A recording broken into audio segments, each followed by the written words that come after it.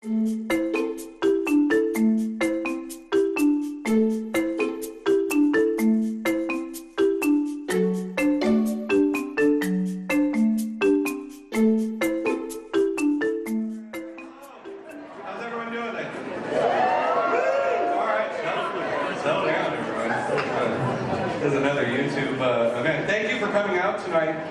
good to see so many of you here. I'm Chris D'Angelo. I'm the head of YouTube Spaces. That's right. Woo!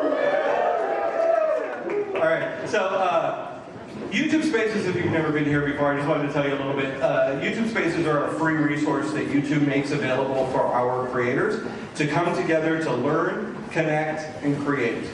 Learning is done by getting hands-on with the most awesome production equipment that you can imagine, all right back in our tech cage at the back of the building, if you've seen it, and just getting over that kind of initial nervousness of working with production quality equipment.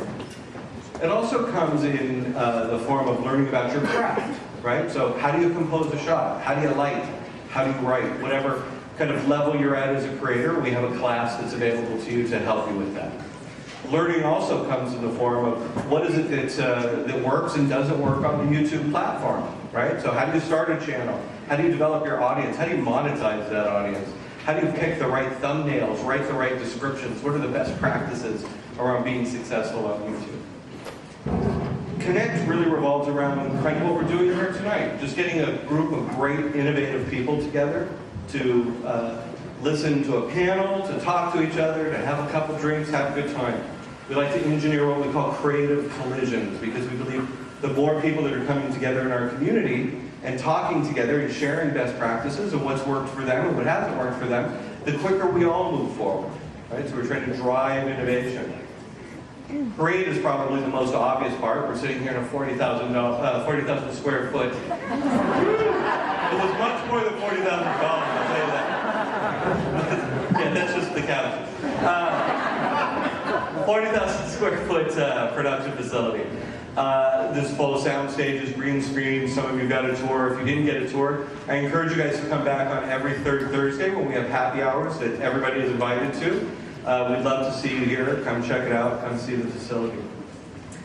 I have a background in children's media. I spent a lot of time in children's media. This was very near and dear to my heart. I'm very passionate about it, so I'm really glad to see this group together here tonight to talk about what's next in children's media, because all too often, or at least what I've seen in my career, is that the children's media comes at the tail end of the technology curve, right? Like, we get a lot of other things up and running and working, and then kids comes in at the end and then just kills everybody else because it's so awesome and it's such great business. But it was true in VHS, it was true on the web, and it was true in a lot of places. But it makes me very excited to see everybody here now, very early in the curve, a group of innovators like you guys coming together to start talking about what is coming next and what are we preparing for and how are we going to attack it in the future, because it's pulling us earlier and earlier in the curve. So I love that, and it makes me very excited.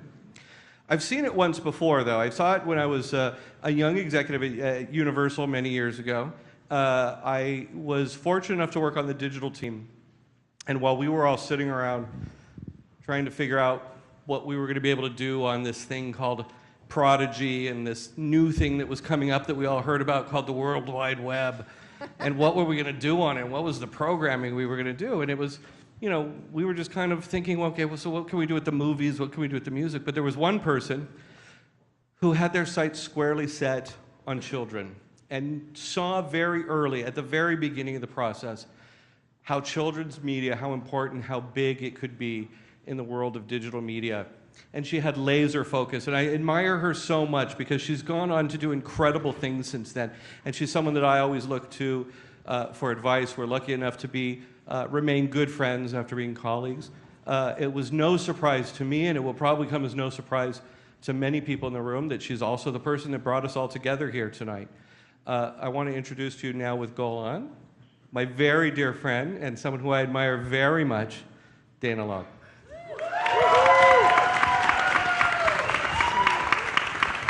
Thank you. Wow, live up to that. Thank you, Chris.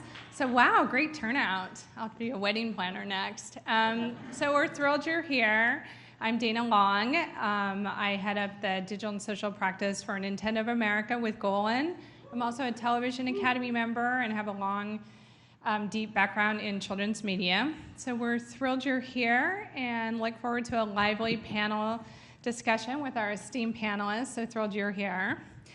And now it is my pleasure to introduce the President and Chief Operating Officer of the Television Academy, Maury McIntyre. Thanks so much, Dana. And thank you so much to Golin for producing tonight's event. We're really, really happy to be here as well. I would also like to thank YouTubeSpaceLA for hosting us this evening. This is a phenomenal facility. We're so happy to be down here. Sorry, I have to read my remarks. I'd also like to thank David Kleeman, who was very instrumental in orchestrating tonight's event. So give it up, please, for David. As well as Barbara Chase, who oversees special events for the Television Academy, who also helped us out tonight. And of course, special thanks to this just phenomenal assortment of industry professionals behind me who you're about to hear tonight, and to all of you for coming out. It's really important for us at the Television Academy to get a group together to have these types of discussions. You know, we at the Television Academy are focused on celebrating and empowering storytellers across all television platforms.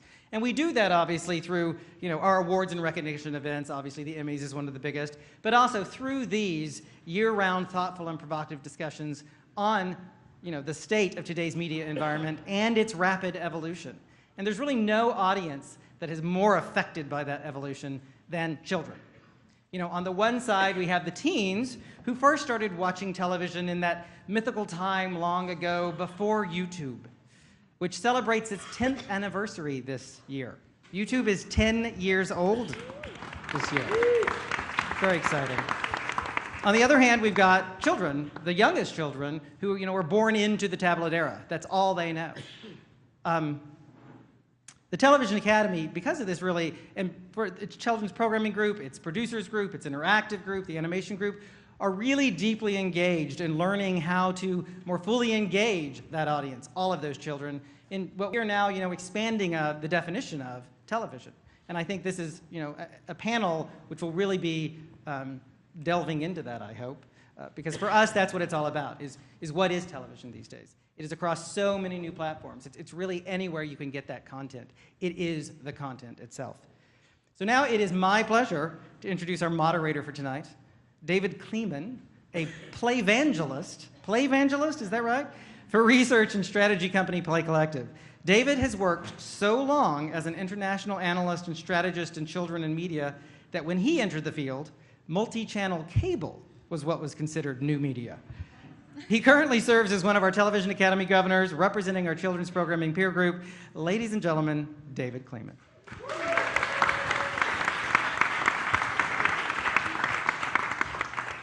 Good evening. I'm going to sit down because looking at the size of this crowd, if I don't, I'm probably my knees will go out from under me. So, you always have to start these things with the thank yous, and so I'm going to do that as well.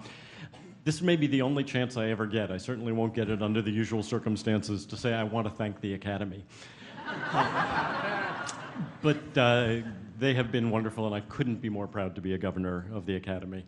The motivated and thoughtful and dedicated staff at Golin has done so much to bring this event together. And so I really want to thank Dana and her whole team of people there. In some ways, Play Collective and the Academy and Golin are the perfect trio to put this together. Play Collective is a research and strategy company that's working at the intersection of academia and industry, of children and family, of learning and play. The Academy is the center of excellence in television wherever it's found and however it's viewed, and Golin is an agency that is navigating clients through a very complex media roadmap today to engage, or to help them with their clients with reach, engagement, and sustainability. Could we have the next slide, please? There we go. Since we're talking about media's most precious audiences today, children and families, I think I'd be remiss if I didn't start with a hat tip to the most passionate, the most strident advocate that ever there was for quality kids content, Peggy Charon, who died last week. A lot of people in our industry thought that she was an antagonist to industry, but really nothing could be further from the truth. Kids media today would be far less diverse and healthy had it not been for Peggy. She was never a censor. She never wanted to take anything off television. What she wanted to do was encourage us, prod us to live up to our potential. And she was one of the first to acknowledge when she saw something that she thought was, and this is one of her favorite words, that she thought was nifty. So in that spirit, what I've emphasized with tonight's panel is that we want to look forward and not back. We want to focus on emerging solutions more than on the challenges that are happening today. Next slide, please. It's been a busy week for kids media. Most of them are today, or these days. NPD released research showing kids 2 to 12 play games more than any other activity on mobile devices. The only demographic group that spends more on new games than kids 2 to 12 is 25 to 44-year-olds. A new UK study came out that found that tablet ownership in the UK has doubled in the past year among 5 to 16-year-olds. Children now spend more time online than watching TV in the UK. And YouTube is their top destination. PBS launched a branded YouTube channel this week, and just this morning, Nickelodeon said that it would have a standalone mobile service by March. Pretty typical week. If you think that you, in this audience, the content creators and distributors, are confused by all this change, imagine what it's like to be a parent right now. The only ones who really feel comfortable with all this are the kids. If you're under 12, as Maury was saying, you probably don't remember a time before mobile touchscreens. At Play Collective, we work with something we call the Play Matrix. It's got multiple dimensions, sometimes we call it the Rubrik's Cube, that need to be considered when you're developing media, products, experiences for kids. Content and context, target audience and pedagogy, platform and form factor. These are all things that we're going to be talking about tonight, if not necessarily in those same words.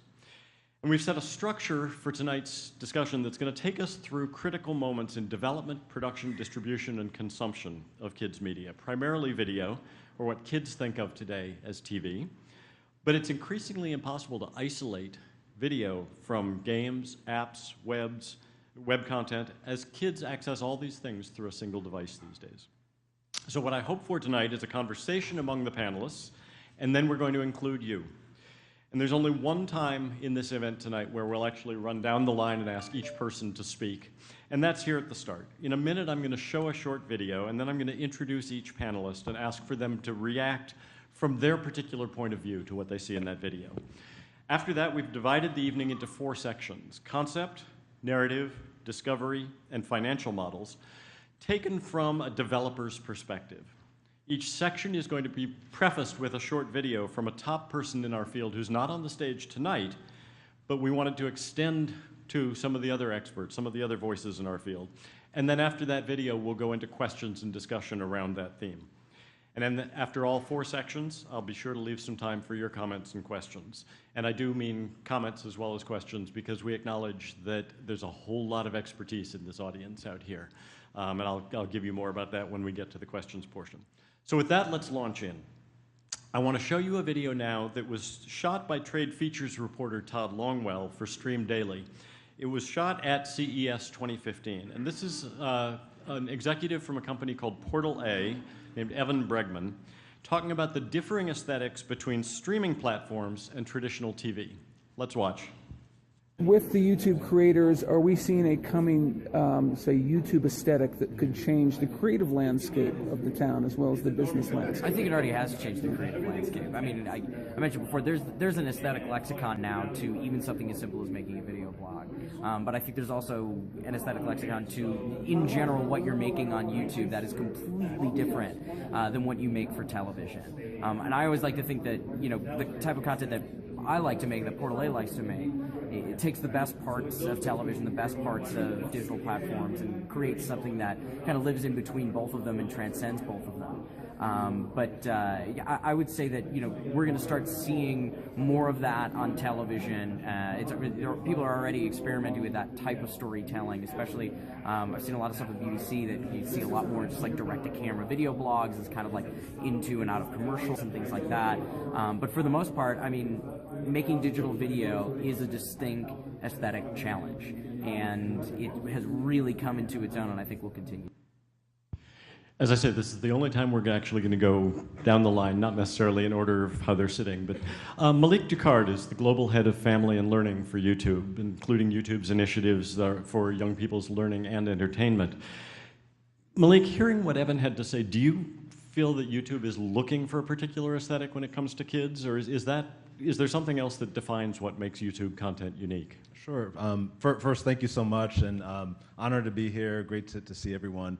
I'd say that YouTube. One of the things that's unique about it is that it's truly both a platform and a destination. So what it offers up to content creators is an opportunity to really present their content and their stories and their storytelling to the users. I think of 3 areas, and I agree with Evan in a lot of what he said. And I think that there are 3 areas that we see content creators really lean into. One is, and what makes it a little bit different than broadcast, is the interactivity, the ability to listen to the audience, literally see their comments, see their video responses, see their data, see their likes, and see when on a particular video they stopped watching in aggregate. So I think that interactivity is important. The intimacy and passion that creators bring, and Justine's like the best example of that. And then also the diversity of voices and storytelling. YouTube is an open gate and an open platform where anyone can amplify their voice. I'm going to go next to Jenna Boyd, who's the Senior Vice President of Animation Development for Nickelodeon Group, and overseeing the pipeline of all the new animated series and comedy shorts. I think that's a perfect role for this panel because Jenna is looking for fresh, creator-driven, original content that could become Nickelodeon classics. But I'm wondering, has your palette had to broaden in order to include styles that might not before have been thought of as Nickelodeon? In some ways, and it's exciting that it has, because as content creators, we get excited about new. So more of that, the better. And just looking at the question and what Evan raised, that's really interesting is when I think of the YouTube aesthetic, I think of a homemade aspect to it. And technology is making it such that anybody can create anything if they have the tools. And it's amazing to see. And in animation, there's a lot of aesthetics at play. I think we're going to see more influence from video game aesthetic and video game technology that is becoming more commonplace. We did a short this year with an 8-bit aesthetic, which is great on a small screen. It's a little bit blurry, it's a little dizzying on a big screen, but it's exciting to be experimenting in that way. And there's a Lego aesthetic and a Minecraft aesthetic. There's so much happening, but those things are coming from the unique mind of the creator. And as a creator-driven content company, we're excited about finding those people, giving them opportunities to execute, because it's all about the execution, and basically getting out of their way. Mia Goldwyn is the Chief Content Officer for Stylehaul, and she's guiding original branded and premium content for YouTube's largest fashion and beauty multi-channel network. More than 5,000 channels, 200 million network subscribers, and in 62 countries. A little different on this panel. Stylehaul's target audience isn't children, but we know that children are aspirational and that they look up to see what older kids are doing. So Mia, as we know your channels draw a good number of young people. Thinking about Evan's content, what does Stylehaul offer to kids that they're not finding elsewhere? Hello, everyone. It's wonderful to be here. It's wonderful to be here. I think you said it exactly correctly. Stylehaul is not what one would consider a traditional children's brand, but we're very much an aspirational brand. We are a space where women, more often than not, find their first voice. They find and deal with their identity. They discover their own sense of self. They have an opportunity, as Malik mentioned, which is really, really powerful and organic to the YouTube platform to engage, to interact, to communicate in a really authentic way, which is something that's new and it's different. It's part of the digital age and in many ways specific to YouTube. And I think to Evan's comment, what is different between kind of the YouTube experience and traditional media experience is that interactivity, which in traditional media, it's very rare that you're able to get audience engagement or audience input. And while we definitely see sort of the crossover between traditional media and YouTube talent, for example, we're developing some shows for traditional television outlets using only YouTubers. Again, it's that engagement, that real-time conversation that you don't necessarily get. Chris Baccus is Executive Director of Digital for Golin, and so that involves setting and driving the digital and social strategy for a wide range of clients, including very kid-friendly brands like Nintendo, and how they're tapping into YouTube influencers. Chris, as you develop a specific positioning and style for every client, how do you find yourself caught up in this world of differing aesthetics? Well, gratefully, there's so much content out there. What's beautiful about YouTube is that there's just such a wide variety. So we're not limited on a content level to see who we can work with. And so there's a term called collab, and that usually involves the YouTubers collaborating with each other and within the networks like the MCNs. But there's also a collab that happens with brands too. And so when we're really collaborating in a way that really opens up the creative element of it, we could go ahead and really create something that's really natural and organic to the audience of the person that we're working with on the YouTube channel, because they know their audience better. To like Malik's point, they're following all that data, they know it works, and they're there to also educate us when we're really working and helping out clients to see how we can bring that stuff to life to a very different audience. Thank you. Hopping down to the other end, Michael Ross is the general manager for family at Maker Studios, the world's largest MCN, owned by the Walt Disney Company. His channel purview includes family life, moms, kids, DIY, education, and pets and animals. And he's also in charge of seeking new talent for them. So Michael, you've spent time in a variety of video-based media, television, home entertainment, now you're in streaming. How did you have to change what you were looking for when you came to Maker? Firstly, the jacket is not a live animal pelt. But keep my distance just in case.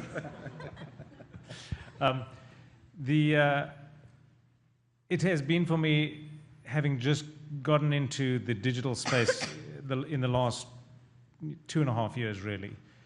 It's been, I'd say, a revelation for me, who came out of traditional media, and especially for kids media. A lot of our panelists have just sort of outlined what those elements are that make digital such an exciting space to live and work in. But what I can say is that I'm living it every day. The way in which I'm thinking about programming, the way in which I'm looking at shows, the way I'm looking at talent is a very different lens than it ever has been for me. And watching a YouTube talent grow, watching the interaction, the community, and the way in which they engage with their audience is something completely unlike a television audience and their relationship to the content. And that, to me, is incredibly exciting. We're every day at YouTube, which, as Malik had says, anyone can do it. Everyone is trying, Everyone from little kids to old people like ourselves are able to explore and play in a way that they just never have before, and create an audience and find their community not just of people who are watching the content, but other creators who are doing similar things. It's a very fluid environment, but what is most exciting to me is the intersection between what I've always considered quality, educational, entertaining content for kids, and as that video demonstrated, seeing how this platform has changed that, and has changed the way that programming works, and has changed the formatting, the things that people watch, the things that kids watch in particular, in a revolutionary way. So it's wonderful, and I say yes to his video. Thank you. I mentioned at the beginning that Play Collective works at the intersection of academia and industry, and nobody works at that intersection better, I think, than Erin Reilly, who's the Creative Director and Research Fellow for the Annenberg Innovation Lab at the USC Annenberg School for Communication and Journalism. She's also the Executive Director of the Blackstone Launchpad USC. Her work and the work of the Innovation Lab is focused on new media literacies, on transmedia play and learning, social entrepreneurism. But tonight I'm especially interested in her work on audience engagement and the future of media. Erin, in response to Evan's comments, what most influences young people's engagement? Is it aesthetic, or is it content, or is it the context in which the content appears? It's all three, but it depends, right? Yeah, Perfect academic answer. Yeah. It depends. Exactly. Let me explain a little bit. We're all talking about audience, but in actuality, anyone that is actually watching your program is no longer an audience, because audience, in a sense, is spectators. They're ones that are just participating and viewing with it. And now they're not just viewing, they're actually participating, engaging in it. They want to step up and do something. They want to be aspirational, and from aspirational, they want to move right into making it. And so with engagement, we need to think beyond audience to everyone that is participating are fans. And fans have certain behaviors and are motivated in different ways. And with all the data that we can collect now, we can really begin to identify different mindsets of all the different profiles that are participating in your programming. Fantastic. I stopped many years ago saying last but not least, because I realized that if you say that, it implies that somebody is least, and clearly there is nobody on this panel who is least in any way. But the last of our speakers going down the line, most of you probably don't need to be introduced to Justine Ezarik, but you know her by iJustine instead. She's one of YouTube's top female personalities, over 3.3 million subscribers on 3 channels, more than 500 million views, over 1.7 million Twitter followers, and I'm told that she may even be doing some live tweeting from the stage tonight. Oh, I can. My phone actually just went off, so I'm sorry. So, having heard all that, maybe no one on this panel is better positioned to react to Evan's comments than you are. Do you think that what you do could appear anywhere other than YouTube? Well, it's kind of interesting because it has. I've covered a lot of events for various outlets. I used to do a lot with Spike TV, and we would do Game Awards, Entertainment Tonight, Access Hollywood. A really good example was I went to Comic-Con, and we had this huge crew with Entertainment Tonight, and here I am with like my little tiny camera, and I'm filming, really HD quality stuff, and they ended up, I would give that to them the night after. I would collect all of the footage that I shot, give it to them, and then they would end up using that on TV. And then I would go into the studio to talk about the stuff that I shot, which ended up being selfies and stuff with my iPhone. But it was the same amount of quality that you would be getting with this massive film crew. And I'd be able to get it quicker. I'd be able to upload it quicker. And it's a lot of this is about how quickly can I get this content to someone before it doesn't matter anymore. So having this massive crew follow me around, it was like, guys, just stay here. I'm just gonna go and I'm just gonna go shoot it and I'll just bring it back. So it really is about this content, and these kids don't really care how they get it. They just want to watch it. To them, television, a better example. To them, Miley Cyrus, Justin Bieber, and a bunch of YouTube stars, they watch them all in the same place. They watch them on their phone, they watch them on YouTube, and they can't tell the difference between how these people got to where they got, because they're watching this content in the same sitting. So to them, I guess I'm the same as Miley Cyrus, sort of, except I like to keep my content very, very clean and family-friendly, which is something that can be very hard, especially on YouTube, because a lot of the content, even though a lot of my friends, they can be not so family-friendly, but I think for me that's been something that's been very important, and I like all the same thing that kids like too, like video games and Legos, so it works out very well. Perfect. So there you have an introduction to who's on the panel and some of the perspectives that they bring to it. And I want to praise them because I said 1 to 1.5 minutes, and they've all been perfect about that. I want to move now into the next slide, please, and into the way we've divided the evening into 4 different categories. And we really want to start at the beginning with the concept and how things get developed. The way I've kind of organized it is from the point of view of an IP owner or a content creator who's navigating their way through this new world. So for this question of from concept to development, pretending that I'm an IP developer or an IP owner who's eager to bring my idea to television in some respect. And I want to know how I can be smart, how I can be strategic about choosing the platform or platforms that are best suited to my intended audience, my content. And as I said, we're going to launch each section with a short video. This first one that we're going to have is from Nick Walters. Nick is the CEO of Hopster, which is a UK-based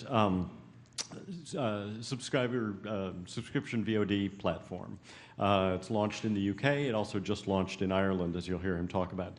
But what's interesting is in some ways they've acted more like a traditional broadcaster. They enter competitions as channel of the year. They went to the British Board of Film Classification and asked to be rated in the same way that broadcast channels are rated so that they could say to parents, we are like a channel. So I asked Nick to speak to us just a little bit about what they see as the biggest differences between their SVOD model and the traditional telecast model. Let's take a look at what Nick had to say. So when we think about the differences between a digital platform like Hopster, the platform that I run, and a conventional TV channel, I think the first thing we should say is it's not really about opposition. Certainly at Hopster, a bunch of us used to work in kids TV. We licensed loads of great kids TV shows. We love great kids TV. And although we put ourselves up for some quite kids TV channel-like things, like the Best Channel Design Award, we're really proud to be in company with people like PBS who've done amazing stuff and who we all grew up really respecting and thinking were amazing services. So I don't really think it's about there being an opposition between conventional kids, broadcast TV, and digital. Where I do think is that digital is an evolution, it's a chance for us to do something different. And that comes with both opportunities and challenges. As a challenge, when you launch a broadcast kids TV channel, if you've done your job properly, you don't start from zero. You have some distribution, you're on a broadcast frequency, you kind of know that you'll probably get some viewers.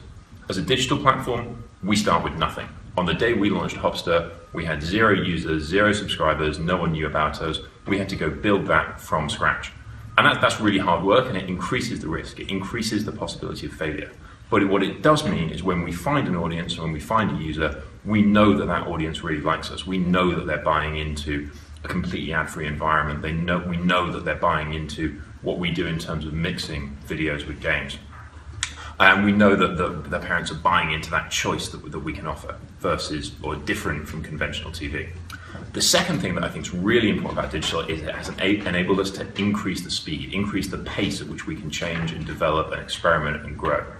And 2 examples of that. We just launched in Ireland. If I'd launched in my Nickelodeon days, if I'd launched a new TV service in a new country, we needed a satellite, we needed a playout chain, we needed people to run those. We were talking a big, serious technical operation just to be in that territory. When we launched in a new territory with Hopster, we went 1 click in the App Store and we were launched in that new territory. So we can get to market faster, we can get out to more people faster. Similarly with content commissioning, we've started working on our own Hopster originals. We're not going to be in a 2 or 3 year development cycle for Hopster for our original content. We're going to be able to turn that around in months. We're going to be able to get it out there quickly. And to my earlier point, when we get it to family, we're going to know that they like it or they're not going to like it, and we can quickly make changes based on that. And I think what you are going to see is the whole pace of commissioning, of experimentation, of development start to accelerate as digital platforms move the game. And I think that's a really exciting thing that digital brings to the world of kids TV. Does anyone have an immediate reaction to anything that he's said there? I've got plenty of questions, but is there anything that anyone just heard in that they want to react to instantly? You push a button and it's out there. Because when I'm working on these big sets, I'm like, what are all these people doing? Why is this taking so long? So it's really hard sometimes for YouTubers to understand. And we're just like, well, why can't we just post it now? And so if I shoot something that was a week ago, that's already old news for me. So if I don't shoot it that day, post it that day, and talk about it, for me, that's old news. So do you think it's the same for kids as well? Are they demanding new content? Yeah, they're even worse. Yes. Please, go ahead. Yes, absolutely. We're seeing a demand for new content more than ever. And, you know, one thing that we're doing at Nickelodeon that I think we're getting that content out a little faster is we have daily programming, which is a format that allows us to tell stories that are more soapy or more serialized, and we can get them out faster and quicker as soon as possible. And then, you know, there's still a challenge in animation because animation does take a long time and takes a village. So, you know, we're facing this challenge every day in everything that we do. It's very top of mind for sure. I would say kids nowadays are very much ahead of the curve. We at Stylehaul, more often than not, I find inspiration and I discover trends by looking at what our influencers, our talent is doing. And that within, as Justine said, within a couple of months, those actually become the topics and the trends people are talking about. Much more rapid iteration. Absolutely. Michael. I want to talk about how my kids, who are obviously my test group for everything I do, and are completely blasé about everything that happens in this world, whereas they should be, because this is how they grow up, this is where they live. They're not interested at all in how whether or not it comes from TV, what channel it's on, or anything like that. They haven't watched an episode of broadcast television since they were born, which is a long time ago now. But that's how they live. And what I find most interesting is let's talk about Fred Rogers for a minute. A total icon, an amazing man who reached millions and millions of children, including probably a lot of us who are older. There is a substitute for that man, and his name is Stampy Longhead. And this is what's so interesting to me, is to find these points of connection between what it is that kids love, respond to, and really react to, and get engaged with. It's a completely different format. Stampy Longhead is a gamer on Minecraft, right? He has, I think he's up to now, at least his last count, he's at 175 million views a month. And these are staggering numbers, right? Staggering numbers of children are watching this every day. He's at, right now, I think he's at 250 million subscriptions, which means obviously that there's a link to whatever he's loading up and kids are watching that. But the element that still is most interesting to me, that why I make this connection, is because he is a personality, he's a cat in a world that is 8-bit, and he has a connection with children that is like Fred Rogers. And that to me is what I think is what that gentleman was talking about. It is not that everything's going away and everything's becoming new. It is that what works for us as human beings, especially for children, always works in the same way. And that to me is so interesting, because that's where I like to see, at least for Maker, which is a huge MCN, which has millions and millions of subscribers and viewers. But why are they doing this? Why are they connecting to these people?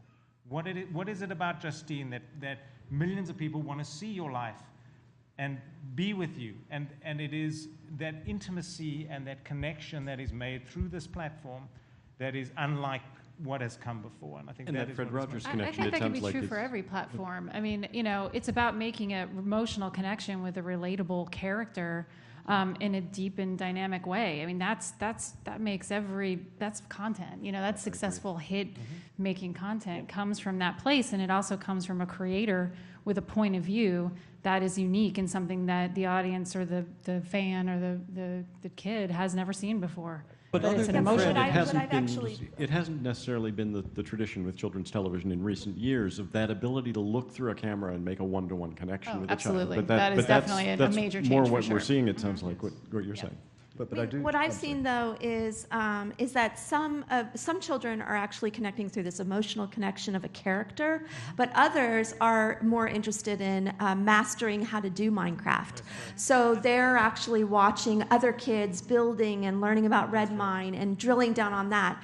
So we have to think that that now that we can actually really see this, there's so many different types of mindsets that are participating, and we can provide, since it's so easy to make this content, we can provide a variety of different assets all in the same subject matter and address multiple different profiles all at once. One thing that I do just personally love to see with my kids is the discovery of brands and IP that this IP does live across platforms, but also discovery of some classic IP as well. I love when my kids come up to me and ask me, "Hey, Dad, have you seen like Tom and Jerry, like this new Tom and Jerry, That's the best. this new Scooby Doo?" And they're showing it to me like, "Wow, like this is like," and what's new is old and what's old is new, and there is that discovery piece as well. New habits actually with families. The thing we do in the morning, every morning, is actually watch a YouTube video while we're eating breakfast, and it's like this tie of thinking about music, because my son's a musician, so thinking about music and talking about the storylines in how it's being told through video now and not just through the oral. I think think it's a trust thing too, whereas a lot of these kids are watching these shows and they see actors, where we grew up watching like Friends, and now they're watching Friends, but we're actually all friends and we're not actors, so they're relating on a whole nother level, and you'll hear them say hashtag relationship goals, and they're like, that's to them, is they want to have that friendship that you have with another person, and it's actually real.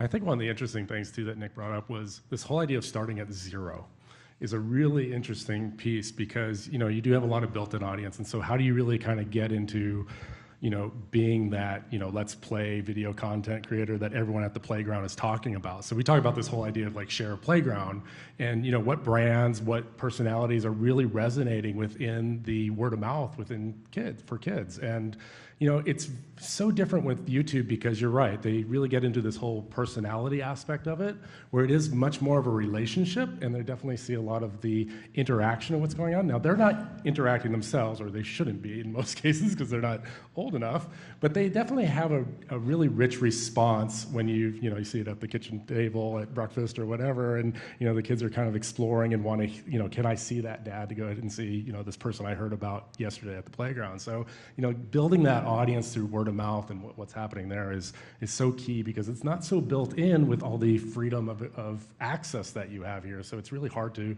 be found and kind of build that audience and start it going. So it's fascinating when it really does finally hit that stride. So that's a perfect opportunity to bring it back to the fictional IP owner that I was talking about before. So I'm that IP owner who does not have anyone out there following me right now. How do I decide where my property is best going to be suited? Is this Nickelodeon? Is this Netflix? Is this Amazon? Is this YouTube? How should I be thinking through what I own and figuring out where to take it? Can they make it themselves?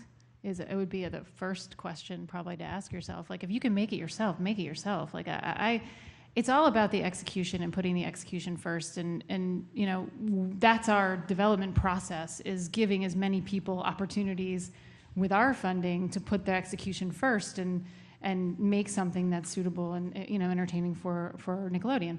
But for those that somehow we've missed, if they have the means, if you have the means to make it yourself, make it yourself. I also think it's sorry. Yeah. I think it's about the content, and I think you should always think about the content first. I think you have to be passionate about what you're doing, whether you're creating content for YouTube or whether you're creating content for any platform. You have to have that passion, that authenticity. I think it's important to think about what audience you're trying to reach, and I would say last you should think about what the distribution is, because the medium of distribution, the time of distribution, the strategy, whether it's a network or an SVOD platform or a new platform, that changes basically by the minute. So if you spin your wheels and really try to think about creating a piece of content for a distribution platform, you're ultimately going to miss the point, and that's going to really translate to the audience. I also think it's not always a zero-sum game. Brand and IP can live across platforms, and having content that's malleable, that can live on Nickelodeon, on YouTube, on other platforms at the same time, I think is a reality that you get today. Yeah, I would agree with that. Oh, sorry, Chris. Go ahead. I was going to say, I would agree with that in that, we make IP, not TV, really. And that IP can be sparked from various different places, and we have an ecosystem that we're able to move those through. So it could start as a movie, and we can make it as a movie that can become a TV show, that become a game. It could start as a game and become a short, become a TV show, become a movie, it could become a TV show that's a game, that's a, like all these things are happening, and we're able to do that across. It could, it could be a toy, it could be like so many. That's another piece. People, kids, a 4-year-old will learn about Teenage Mutant Ninja Turtles from the T-shirt that his preschool friend is wearing before he's ever seen the TV show. So that's another place that is tangible, that is creating a connection to a piece of IP that we're not talking about. That's another place as well. Yeah, we at the lab we actually have been studying new screens and kind of thinking, well, what is TV? In 2013 we had actually developed like, what is TV? Where is it? It can be anywhere, right? And so for the past year, we've been developing prototypes around tangible storytelling, right? Trying to create content that's around 3D printing. Going back to you saying that can they make it, right? 3D printers are getting into almost every Staples store, and kids can turn around and will be able to build a toy as much as they'll be able to make a copy of a paper in the next year or so here at Staples. And so how does that change the way we design content when you can have the kids actually add elements of the story into the larger IP that you're developing? Well, they don't care about platform either. So a lot of the examples that you're talking about is, I could go ahead and, be on a Nintendo 3DS, play a video game, watch a YouTube channel. I could go back to my iPad, play a mobile video game, bounce around Netflix and all these other things. So the partnership of where you're actually going to originally distribute doesn't have much of an impact anymore, because distribution could be so multi-channel and be the same kind of content. I also think that to sort of temper the discussion a little bit, you really have to understand the platform on which you are launching anything. YouTube is a very different platform from television. And to give an example, one of the most successful formats on YouTube is a pair of hands unboxing toys, right? There's no way that a television executive, which I was, could ever come up with a concept like that. That is... it's just, this comes from the pure place. I totally did like 10 years ago. But yes, I'm sure you did. I'm sure you did. Nobody bought it then. I don't know. But what is so interesting to me, coming from that world where a bunch of execs used to sit around and judge stuff and look at stuff, is that a woman named Disney collector Biore, who's the second biggest YouTuber in the world, sat down out of the passion of her heart. She loves toys. She put up a little camera and a little tiny green screen set and opened toys. And because she wanted to show this to people, and I have no idea why it's so popular. I don't think anybody, not even Malik, can tell us that.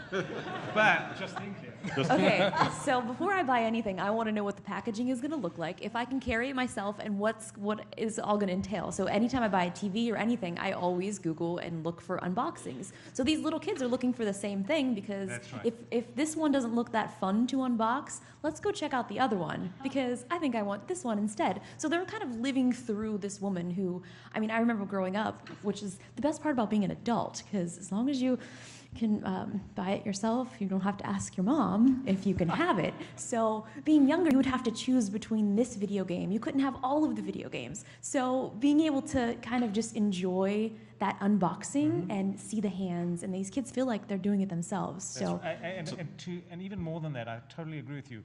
I think that there's everything that kids watch have some kind of relatable human connection to what it is that they're passionate about. When people are watching an unboxing, it's literally like sitting with your friend and unwrapping a gift, right? Which everybody can relate to, and not just because of Christmas, but it's that discovery with someone that you really like and trust, and exploring a toy, whatever it is that's being unboxed. But that is the innate human desire to like uncover something, to explore something, is what is at the root of all of this. So it's a long way of saying, when you go out with your content, it really has to come out of your passion. If you're an animator, it is something you can draw a stick figure on YouTube and you've got dick figures, right? Brilliant content. It's the idea that the idea is that's the platform where the idea matters more than anything else. It's not the quality of the execution at all.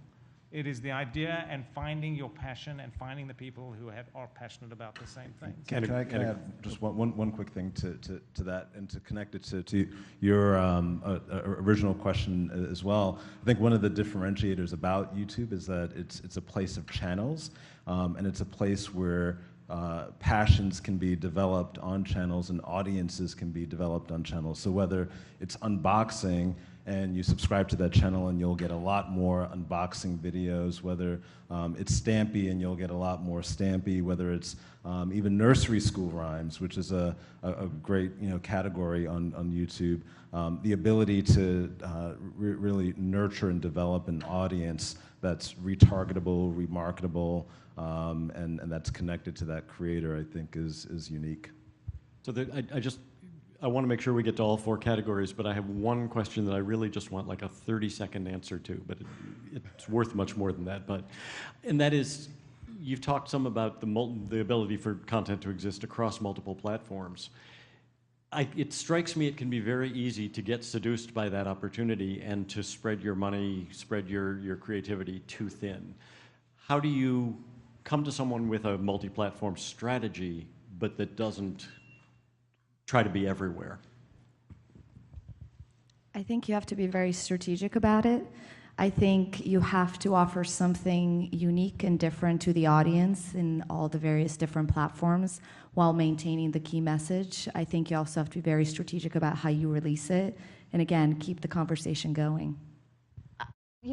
This really goes to transmedia storytelling, and I think the heart of what makes a really excellent transmedia storytelling is you don't start with one plot. You build the world, right? You think about, okay, I have this 10 by 10 grid, and what does living look like in that 10 by 10 grid? What does transportation look like? What does health look like? What does education look like? Who are the people that live here? And you build all of the kind of characteristics of that space, and from there, you can say, oh, and these people would talk about this story. And with that transportation issue, here's another story that will emerge. And then you start finding once you build the world and you see all these different stories emerge, you start realizing that there are certain platforms that have key characteristics that would be best for that part of the story. Exactly right. And why I think that's so important is that's how the young people, the kids are looking at it. I remember with my oldest son, he was doing something wrong, and I gave him a punishment that you can't watch this show anymore. And he didn't watch the show on television, but then I saw him watching it on YouTube. I said, you can't watch it on YouTube. Next he was on the iPad, watching, playing, something, and I had to say, no form of this brand or IP, really, now known, ever developed. And then he walked out with the T-shirt. You're like, take off that T-shirt. No 3D printing. That's just how they view it. I am so glad my kids are grown up. Let's move on to the next category. If we can have the next slide. And that's the question of, is storytelling changing? So as my fictional IP owner, I've worked out some of the platform challenges, but what about narrative? What does storytelling mean in a world where kids are watching everything from 6-second vines to Minecraft tutorials to unboxing videos to SpongeBob to Twitch? And for the spark for this, the video spark for this, we've asked Michael Polis, who's actually here tonight from Atomic Toy Box, to respond to something that I heard. This was actually someone from the DreamWorks TV YouTube channel saying. So he was asked about the duration of stories for YouTube. And he said the ideal YouTube video length, as long as it takes. So I asked Michael to respond to how liberating is it for storytellers and development executives not to have some of the strictures that they used to have of the 15 or 30-minute content or 30-minute or 1-hour content, and how that affects distribution and marketing. Can we roll Michael Polis's video?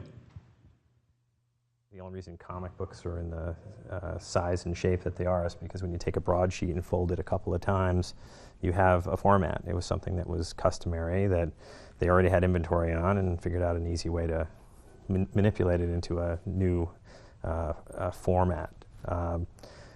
Right now we're in a bit of the Wild West where there are different opportunities to have all kinds of formats available. And it is somewhat liberating. It's definitely liberating not to be restricted to a particular minute page count or whatever that format restriction is. So it provides opportunity. What it also does is it makes it a little bit difficult in that if you're trying to sell a show internationally or sell a show to traditional media, they need those breaks. They need the format to work in a specific way. So I still think we're at a point where we need those licenses, those license fees from broadcast in order to produce content and amortize our costs. There are certainly opportunities with big companies like Netflix or an Amazon or an HBO who can take the content and produce it for their own broadcast platform without requiring any commercial break. But if we're going to sell that content for terrestrial media or any other commercial media, they're probably going to require it. So we're not there yet. We're not in a space, and I don't know if we're ever going to get to a space entirely, with perhaps the exception of feature films, where there isn't going to be some sort of requirement for format and length. So Michael's brought us to an interesting point here, which is that there's a woman named Lisa Guernsey who's one of the best writers about children and media, and she talks about content, context, and the individual child. Michael's brought us to context. In the days when I worked at PBS many years ago, and we were crafting schedules for brand consistency, for flow, for through the course of an evening, kids are watching video content in a completely different context now. With SVOD or with YouTube, a kid can make some pretty big content leaps, whether on purpose or by accident. So how should that affect the kind of liberating structures that Michael is talking about, but trying to put it into a context that's going to be appropriate and understandable for a child? I think the data points to a lot of that. So we were talking earlier how you can instantly, as a content creator, see where people drop off, see what reaction is. Even though there's a lot of freedom on length and what you can do, especially on a channel like a YouTube, you learn where your audience is at. You learn where your content and the way you tell a story is at. So a lot of the regular shows that happen on YouTube actually do follow a very set type of programming time frame within it. So it's more of a self-regulated piece of content that's really being kind of hammered that way based on how the audience is responding. So it's really happening within that piece more so than by executive. So I think that's exactly right. And what to me is what the revolutionary part of this is that you can develop your content on the very platform on which you're distributing it. So, which is, I think, a major game changer for everybody who creates content and and trying to understand what an audience likes and doesn't like and all of the stuff that we need to know in order to deliver the best content. But this is a platform whereby, as you were saying, you can see where your audience checks out, see where they check in, what they like, what they don't like immediately. You can change it. You can depending obviously on your format, but you can have a format that is 1 minute, 30 seconds long and works great because it's the content that fits that. You can have a gamer who has 40-minute episodes that everybody watches all the way through just because of the way in which that engagement works. And if it's not working, it's so much easier to just say, I'm going to make an 11-minute episode and see how that goes, right? I mean, it's incredibly free. It is also, as Michael was saying, scary as all hell, right? Especially scary if you're trying to, distribute on other platforms too.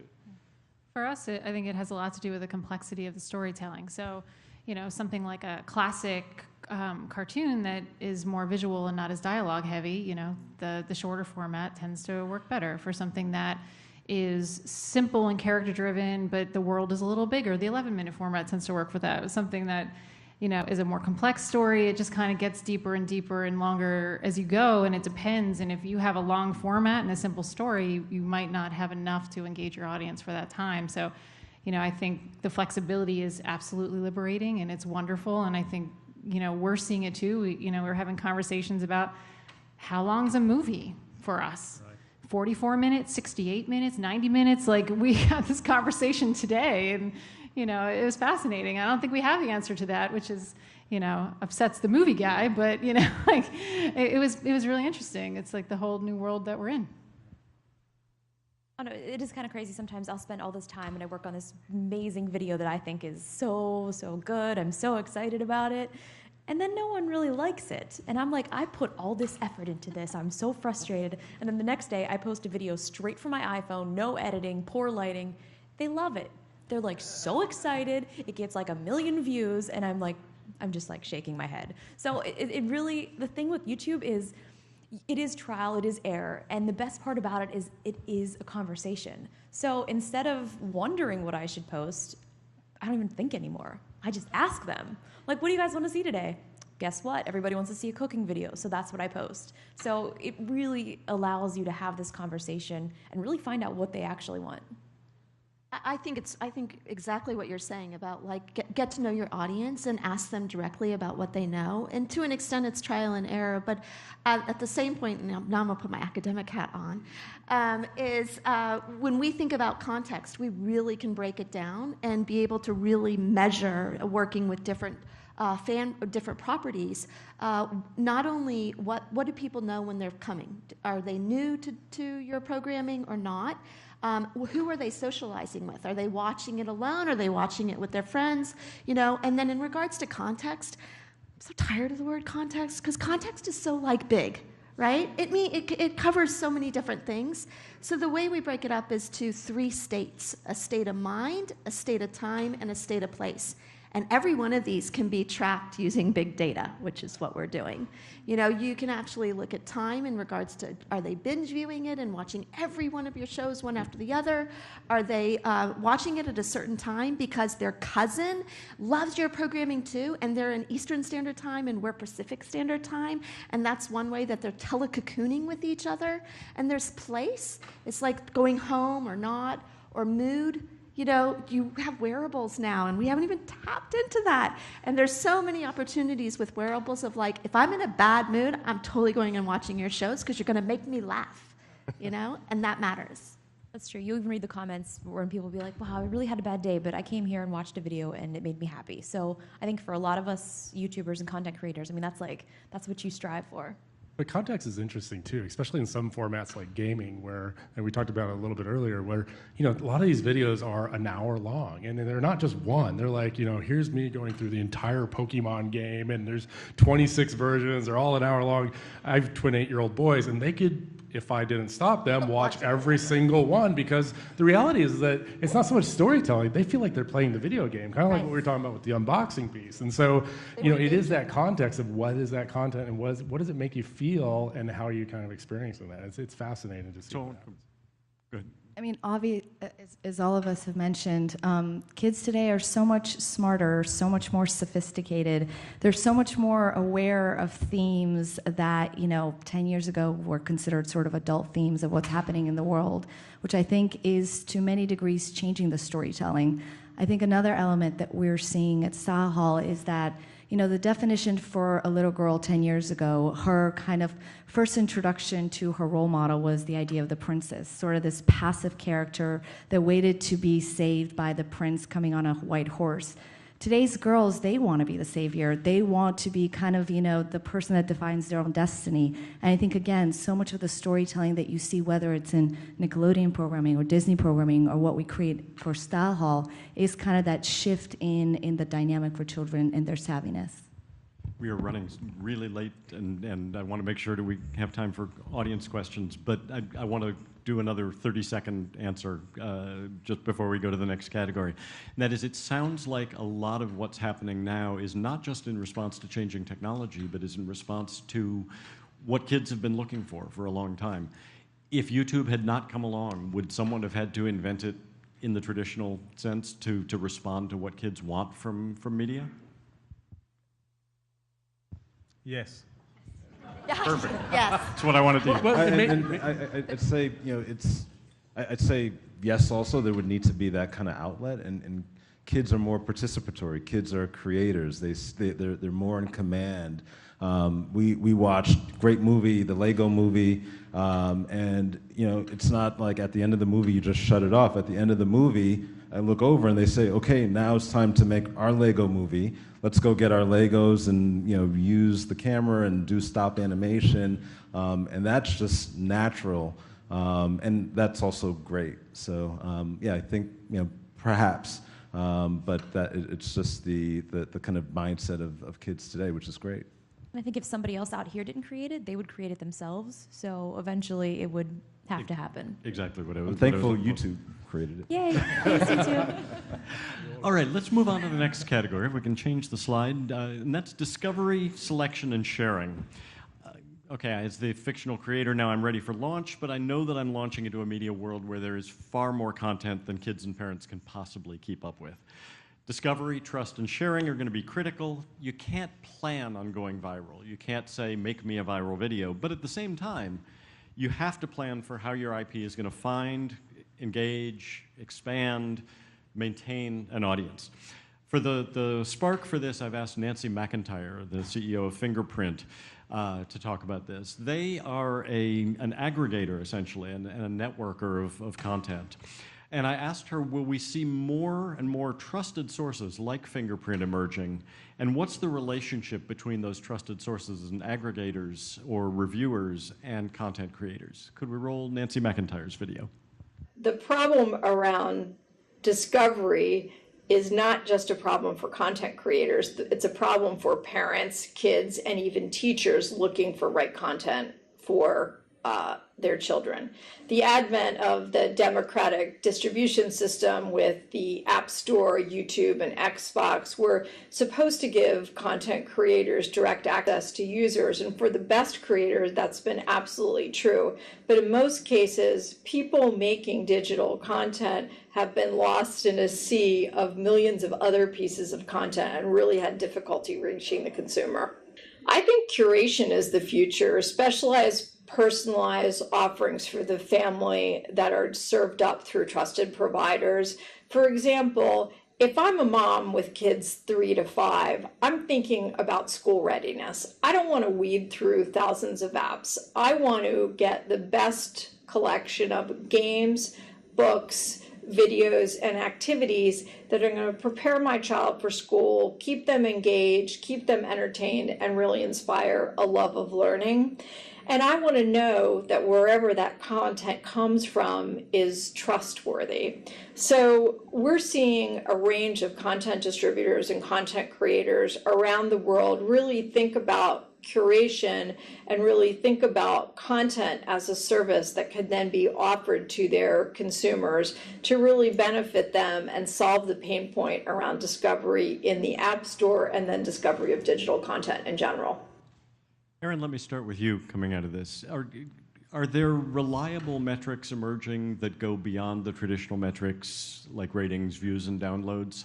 That's what we've been working with IBM on. So IBM Watson, y'all know of, like who beat Jeopardy and everything, question and answer. We have been taking my leveraging engagement model, which is on these new behaviors of mastery, identification, and pride, whether it's a kid or an adult, and building dictionaries around any type of property. And we have a couple of different sponsors we're working on. We're working on 5 different properties right now, building dictionaries and keywords and algorithms for machine learning and cognitive computing. I don't know if I'm totally making sense or not.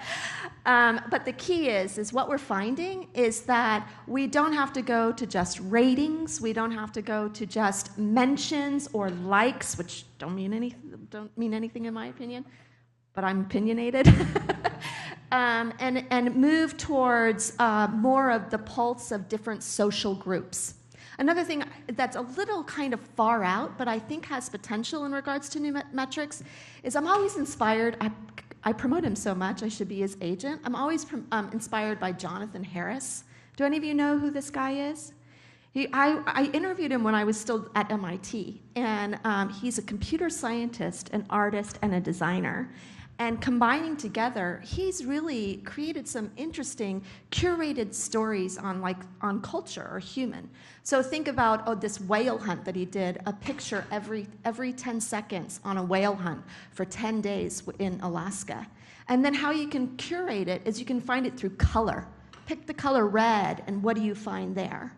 You know, or pick the heartbeat, when the heartbeat was really scary at a moment when the hunt actually happened. How can we use those type of metrics to actually find video on YouTube? Takes me back to the International Children's Digital Library, which when they launched had a very elegant way for kids to look for books, including, I feel like reading something yellow. So. Well, and curation is interesting too from the content distribution standpoint. So whether it was, Netflix changed to go ahead and add a kids-only version of the site, which kind of gets out of whatever else was being watched inside the household, and so it's now I don't have to see every Disney and Nickelodeon program, no offense, but in my own. But now the child could kind of have their own curation of what's happening within what the system is learning about the child's choices. And YouTube, which is a platform that's a little scary for a parent because there's that search box right at the very top of everything that's going on. You might start with Stumpy or something like that, but the reality is, Stampy, sorry, is that you go ahead and, Stumpy, right? Probably that too, I'm sure it's probably taken.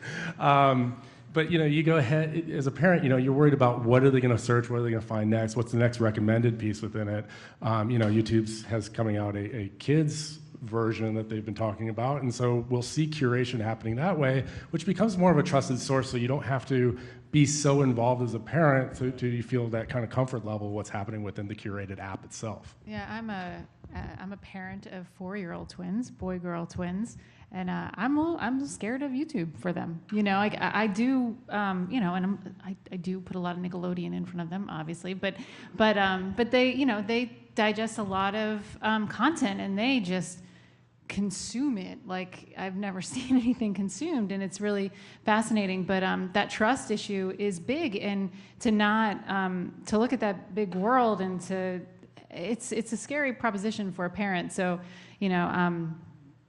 brands that you trust in curating through that is really important, and is a big opportunity for us at Nickelodeon to be there and be part of those brands that they trust. Like, yeah, I was just going to say, at YouTube, we're, and I can speak personally, I'm a parent first, and making sure that there's that good experience and a family-friendly experience is something that we think a lot about, and also at the same time having that ability to offer up a lot of content that is engaging, nutritious, educational, which so much of that is there. Back in the day, your parents said to you when you had a question, go look it up. Today, go look it up is go to Google, go to YouTube, and you'll land on a great Khan Academy video on how to derive the perimeter of a circle, or an ASAP science video on what comes first, the chicken or the egg, which one actually came first. And the answer is that the egg, by the way. But so striking that balance, I think, is really important and something that we're thinking a lot about. It sounded like you were... No, it is kind of hard because it's like I tried to create this content, and then someone will take a video that I made that is perfectly like PG rated, and will take it and turn this piece of content into something that is nothing that I had intended on it being. And then when people are searching for me, this stuff shows up. So it's kind of frustrating too. So it's like, how do you find this line of, listen, this is safe for your kids to watch? And it's always very rewarding whenever a parent will email me and say, you know what, I feel safe letting my child go to your channel because they know nothing bad is going to happen. And we need, it seems to me, this is your 30-second question here. As we, if the time is up. The Academy's telling us our time is up. You just start flashing the lights. Yeah, right? I guess they want us to go home. No, as we continue in the dark, as most of us are these days about all these things. Here we go. The 30-second question in this category is there room for as many raters, reviewers, and curators as can be out there, because every family is different, and your 4-year-old and my 4-year-old may not be the same, have the same interests. Your sense of what's appropriate may not be the same as my sense of what's appropriate. Is there room for essentially infinite raters and curators out there? I'll try to take that one in 30 seconds. Yes. No, I'm joking. I'm joking. No, I do. What is so interesting about where content is going, and it's all content. It's TV, it's movies, it's obviously digital content, is that the definition of finding your community and your audience is becoming more and more refined. Obviously, not just through the technology, but through the habits of kids. And certainly being able to access all of it is very worrisome as a parent. I am one. My kids are now teenagers, so bye-bye. They... You've done all you can do. I've done everything I can do. I kept them away as long as I could, and now they're in it.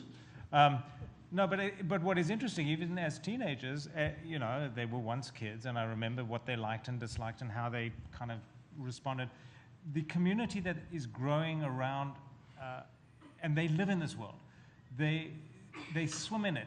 I really feel that there is a developmental aspect to that is really will be fascinating as researchers and academics start to watch this, of the way in which their brain is developing with all this digital input all the time and how they manage it. Because I remember when my daughter was, I think, 10 years old, she was on the computer and she was watching a TV episode on Hulu. She was playing a game on Mini Clips. She was on she was on Facebook with her friends. She was on Instagram with her friends as well. This is all at the same time, simultaneously. So, and she said, I asked her, how the hell, can you focus on any one of these? And she said, I can do all of them. And that to Parallel me, tasking. Yeah, exactly. And that to me was sort of a revelation. This is the world in which they swim and live, and it's not unusual to them, as nor should it be. But this is the world in which we create.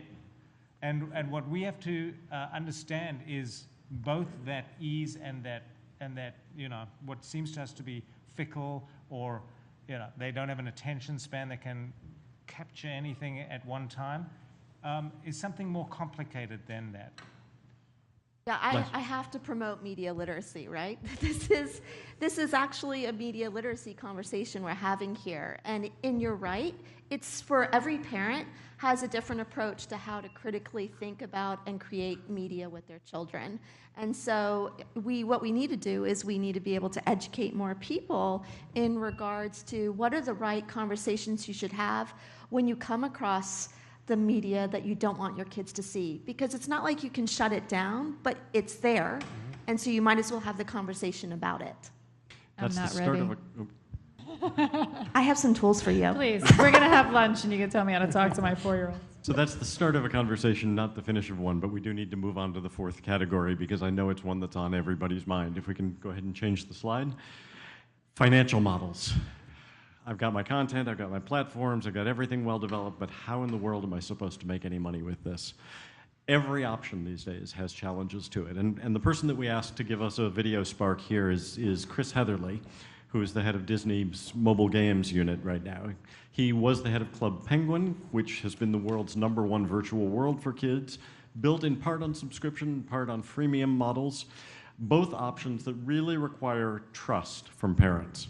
So what we asked him about was, given the overwhelming amount of media content now and parents' desire to manage that content, what models are likely to emerge to dominate children's media financial models? If we could roll Chris's tape. And the question is, what were my thoughts on freemium subscription gaming? Do I think they create a high enough level of trust with parents? And will there be subscription fatigue in the kids market? The answer is that I believe that the paid market currently, the premium market in mobile gaming, is just in a really tough way right now. Parents are just unwilling to pay to download apps, and there's plenty of free apps for them to download. And if you look at the numbers, the #1 paid slot this year is probably getting about half as many installs as it got last year. So in truth, if you want to have any reach in the app space, free is the price that people are willing to pay to download your app.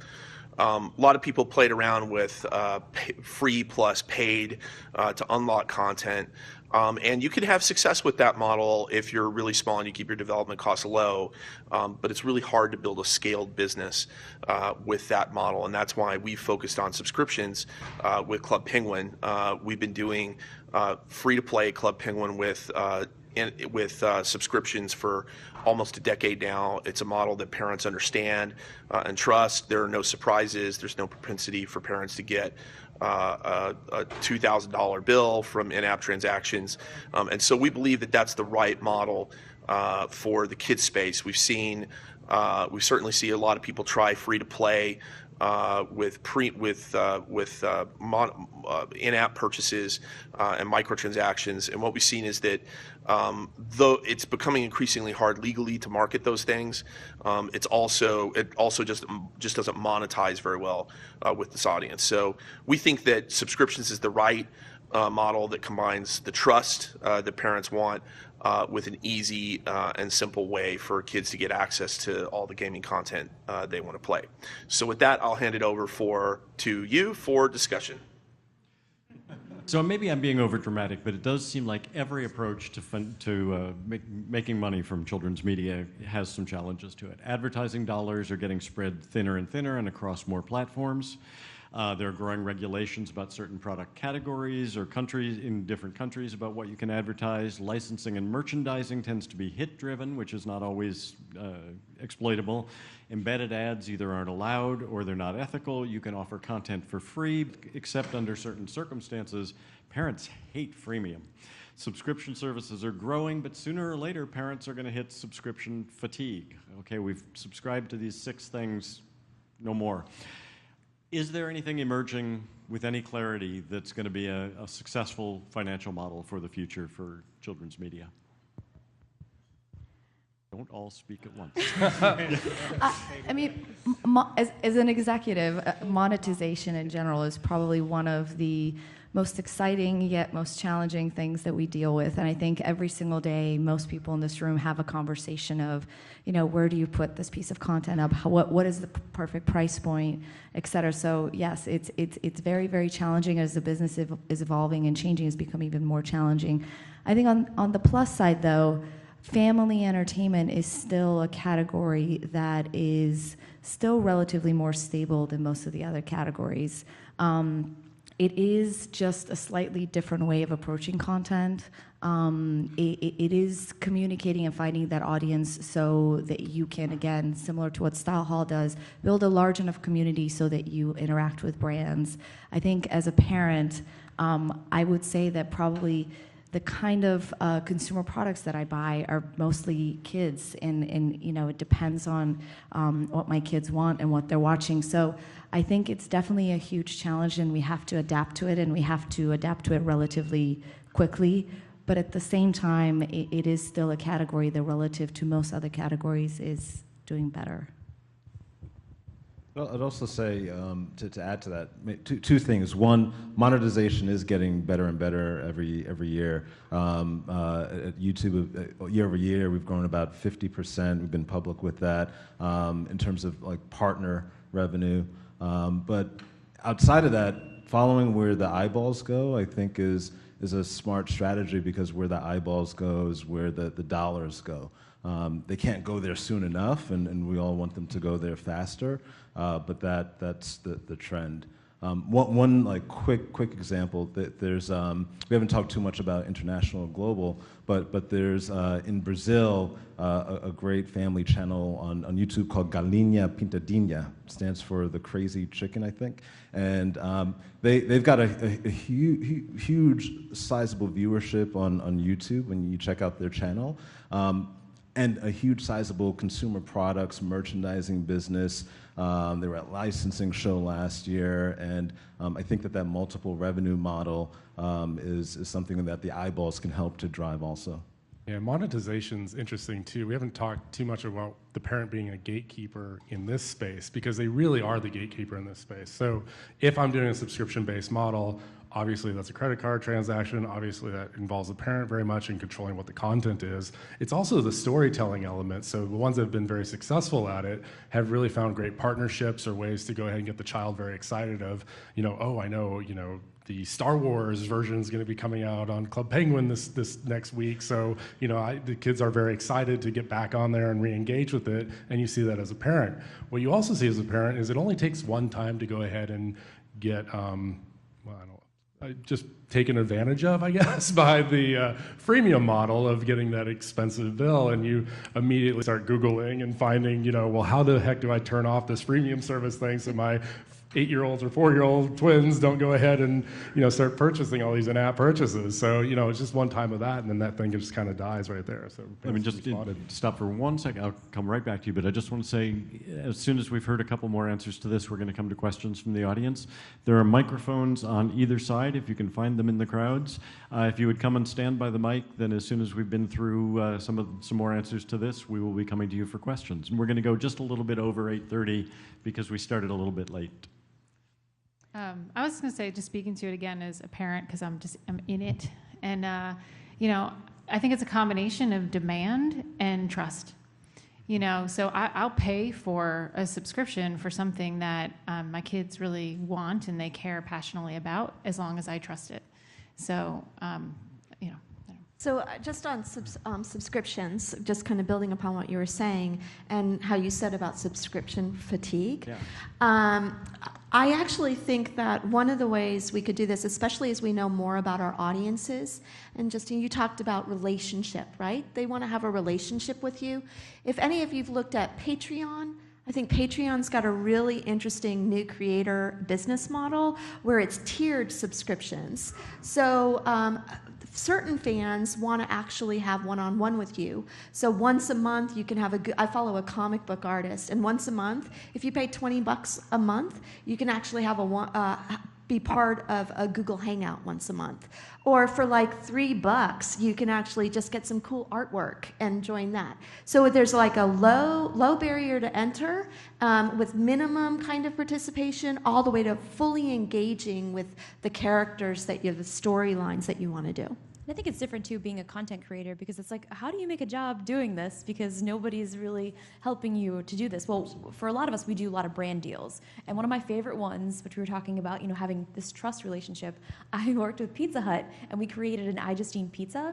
So I went to Dallas, and we made this fun video of like creating this pizza, adding all the toppings, and then we released the video. So you go to pizzahut.com/iJustine, and all these kids around, well, I guess pretty much almost around the world, wherever there was a Pizza Hut that this was available, they were having like iJustine pizza parties every weekend, sending me pictures. So it was like this huge interaction, and it worked well for me because obviously this was a brand deal, and I love Pizza Hut. So I think I was probably more excited about working with Pizza Hut than meeting any celebrity in Los Angeles. I was like, this is amazing. So yeah, to that point, the queasy relationship between programming and creators and advertisers is a very interesting one right now. Thank you for bringing it back. And it is fascinating to me also, as part of the whole picture of everything, to see how advertisers are starting to really trying to understand how this space works,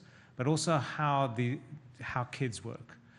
I'll give you an example. My kids look at advertising as content, and I'm sure many do. If there's a great ad that's very funny or whatever it is to them, they will come and say, check this out. And it's no different from showing me a short form video. It's no different from showing me a TV show to them.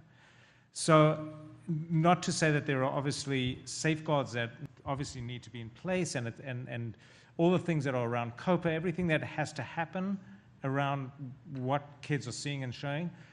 But to be honest with you, the advertisers are not stupid.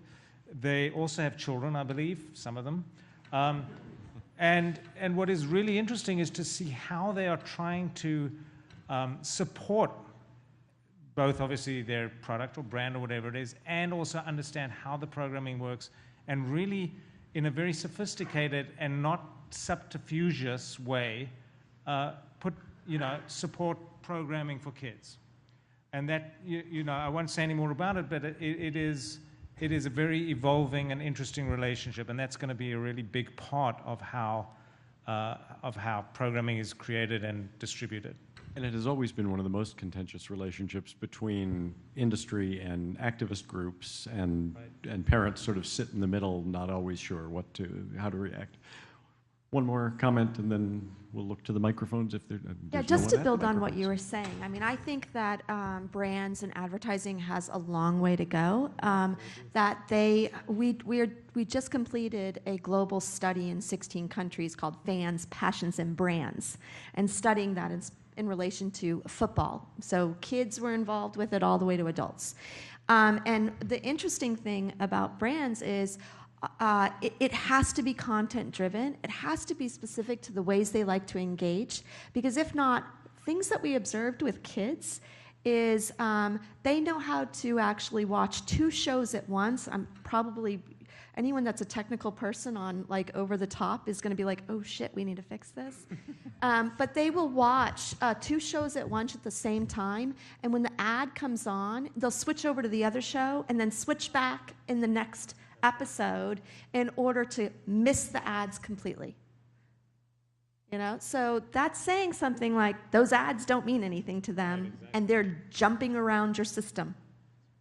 Unless, I know it's a lot, but unless, to Justine's point, you're creating advertising that is relevant and that's authentic. That's, I think, the key difference. It also makes an emotional connection, because I think that the ads that get shared and passed around are, you know, like the Clydesdale ads where they make you cry, or the one where the kid comes down to the Christmas tree, and that, you know, they really make an impact on you emotionally, and that seems to cut through. With the amount of advertising, though, is it still as impactful as it's been? Are we still seeing the actual sales that justify the amount spent on advertising? #1 ad for the World Cup was Beats by Dre, and they weren't even a sponsor of the World Cup. So it says something about where people are spending their money, but really where are people engaged. And the reason why Beats by Dre was so important was because there was an emotional connection. It wasn't just about football. It was about artists and musicians and bringing in a whole entire story and tying it to kind of the culture around it rather than just the game. And you see people taking the opportunity of the Super Bowl to get their ads online that won't be airing during the Super Bowl, but just the zeitgeist of the Super Bowl is creating a wave of opportunity just to get attention on advertising. Yeah, that's right. Advertisers are posting their commercials before Super Bowl. It used to be that they would unveil it. Now there's a drum roll, and Monday, post Super Bowl, a big story will be the digital online viewership of the Super Bowl ads. Yeah, and I was listening to NPR today, I think, and they were just doing an analysis of what a waste of money the Super Bowl spots are. That's what they were saying. You know, that there's all these analysis is happening. Roll it out ahead of time. But there's a lot of analysis happening around that, and it's very interesting. And if you want to bring it back to kids in regards to Super Bowl ads, I just saw this great activity that you can have them really look. It was like a Super Bowl bingo where you can actually find, you know, is there a powerful woman in this commercial? And, you know, have them critically look at those ads, which would be good. Or a drinking game for adults. All in the same time. For gambling Another opportunities. puppy drink. Looks like we have a question here. Honestly, this is such a great panel. Thank you guys all so much for just your insight and everything. It's awesome. So my question is, you know, we're talking about how all of these children are watching and engaging things on digital platforms. My question is, what is traditional media going to do to bring them back 10 years from now when they're not young kids, or have they lost that? I don't know why we separated so much. I mean, there was so much talk about like TV dying and TV viewing dying, but that's just the definition of TV being the big box that's inside your living room. I mean, if TV is content that's being produced for a screen, consumption's actually gone up in a lot of ways. And these people are, like we've talked about today, in many ways, kids are very engaged with that kind of content, so their storytelling behavior is going to change. And honestly, we're seeing a lot of YouTube stars become TV contract stars. There's Fine Brothers going to Nickelodeon and Fred. People like that. Yeah, absolutely. You know, so it's amazing. There's a lot of migration that way, and TV is just a screen. You know, it's just one of many screens, and you know, it's more of a brand challenge, and making sure that for us, Nickelodeon is everywhere kids are. We have a YouTube channel. We're in Amazon. You know, Teenage Mutant Ninja Turtles is an insane success. And again, kids are finding it without a TV show. So, you know, it's more about the industry is not caught up in a way that can measure all of this holistically. So it isn't that the audience is actually growing. It's just growing in all these different places. And it is more important than ever for brands like ours. You know, again, we're an ecosystem. You know, the definition of channel has changed across the board. They have channels, we have channels, you have channels. Like it's all, it's all up for grabs at this point. It's funny because the only reason I bought a big TV was because I had a Mario Kart party and I wanted to have a big TV to play it on. And now the only thing that I have hooked up to it is a Wii, and I watch all of my TV on my iPhone, like Netflix, YouTube, everything. And I feel like, I might be an adult child also, so that might not appeal to everyone, but I feel like that's what this whole generation is going to be doing. And 10 years from now, we'll be gathering here and asking, what is it with kids today who just see this in the chip that's now... I can't wait. Why don't they use media the way we used to use media? Any questions over here? Any other questions? Yeah. Thank you. Amazing panel. Justine, I'm in awe. Hi. I'm in awe of your ability to scale a brand that I think there's Fortune 500 companies out there fascinated as well. And I think the audience potentially is fascinated on how you did this. If you could just spend a little bit of 30, 60 seconds, whatever, on how this came to be, how you started, and then how this has scaled to, again, where I think Fortune 500 companies would be envious. Yeah, so I'm actually writing a book about this because in trying to go through and figure out what happened and how this happened. I'm an extremely early adopter. I think I was the 103rd person to join Instagram, 7,000th on Twitter. I've been on YouTube since 2006, so I feel like I'm just one of those people that really loves technology and just am super passionate about it. So I think just being consistent and creating content that I am passionate about and finding those people that like that. Like I love Minecraft, I love Legos, and finding these kids that sort of like the same thing and enjoy that type of content. It is a struggle because it's been since 2006 and trying to create content that still appeals to these same kids. A lot of them grow up. So how do you appeal to them as well as long as the other kids are watching it? So it's, I really don't think I have a really good answer for you because that is kind of the cool thing about YouTube is it changes every single day. Something that I might do yesterday might not work today. So I think it's just being able to not have an end goal, which is probably the worst thing that you want to hear. You have to be able to change with it and adapt because it is different every single day. Is it just being authentic? I think so. Because you can tell a lot of these people that start doing this just because they want to be a YouTuber, they don't last. You have to enjoy it. I still edit and shoot all of my own content, and it is a full-time job, but I really do love it. Authentic, and then she's willing also to experiment. That she's willing to tinker and fail. I'm sure you probably had some failures and then did it again, right? Got a whole list of those. Yeah, the beauty of the kid audience is that there's new kid audience all the time. So it's a wonderful thing, and so I give a lot of credit to this panel and this recognition that it starts with kids, and kids get the short end of the stick, and the kids' entertainment business is treated like it's some sort of adjacent Hollywood industry, and it's the one that's defining the future. And so thank you all for bringing attention to that. It's really exciting. Unless you're a parent and you end up watching movies multiple times, 100 times at times. But you're not singing the Frozen song? No. I've banned that song from my household. But I think what Jenna said brings us to a great closing point, which is I have found in over 25 years of working in children's media that there is no sector of the media so willing to share expertise and experience and ideas as this. And so before I bring Dana Long to the stage to thank you all, I just want to thank our panel for sharing so freely with us.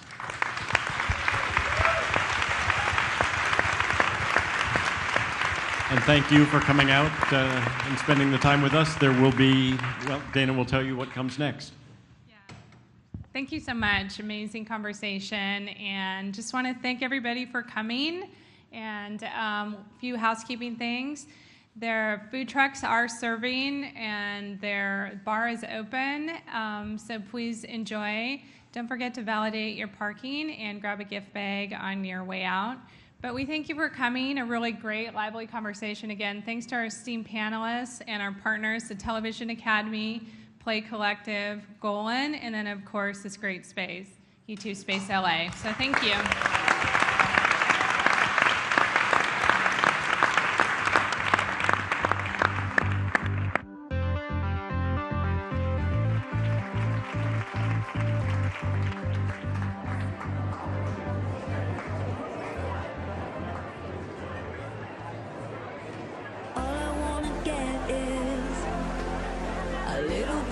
closer. All I wanna know is, can you come a little closer? Here comes